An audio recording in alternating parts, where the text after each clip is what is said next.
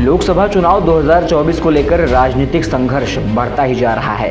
एक पार्टी सत्ता की गोद में बैठे रहने के लिए भरपूर कोशिश कर रही है, जबकि विपक्ष इस जुगत में लगा है कि सत्ता उसे नसीब हो जाए।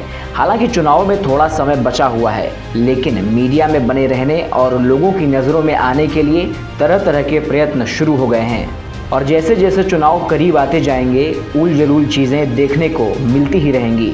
हाल ही में विपक्ष द्वारा पेश किए गए अविश्वास प्रस्ताव के बाद विपक्षी एकता देखने को मिली, तो वहीं एनडीए भी उतनी ही मजबूती से खड़ी दिखाई दी। बता दें, प्रधानमंत्री नरेंद्र मोदी के अविश्वास प्रस्ताव पर चर्चा के जवाब में दिए गए भाषण को लेकर सामना में निशाना साधा गया। इसके संपादकीय में कहा गया, 2 घंटे के भाषण में पीएम मोदी सिर्फ 3 मिनट मणिपुर पर बोले, बाकी का उन्होंने वही रटा रटाया कांग्रेस पुराण सुनाया। सामना में लिखा गया कि बीजेपी को अब दूसरा प्रोडक्ट देखना चाहिए। मोदी की एक्सपायरी डेट 2024 तक ही है। इसमें कहा गया कि 2024 में मोदी का सूरज नहीं उगेगा, वे सूर्य के मालिक नहीं हैं। शिवसेना के मुखपत्र सामना में कहा गया कि इंडिया गठबंधन द्वारा लाए गए अविश्वास प्रस्ताव के कारण प्रधानमंत्री को लोकसभा में आकर बोलना पड़ा।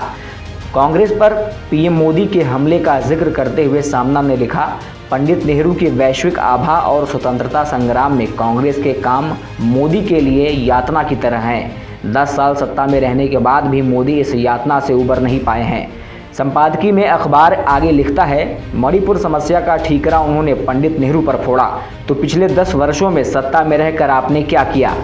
10 वर्ष प्रधानमंत्री रहने के बावजूद मणिपुर का ठीकरा नेहरू पर फोड़ना, यह राजनीतिक दिवालियापन ही है। इसमें कहा गया, पीएम मोदी ने संसद में कहा था, मणिपुर में जल्द ही शांति का सूरज उगेगा। इस पर तंज कसते हुए अखबार ने लिखा, जब आप कहेंगे उगने के लिए तभी उगेगा।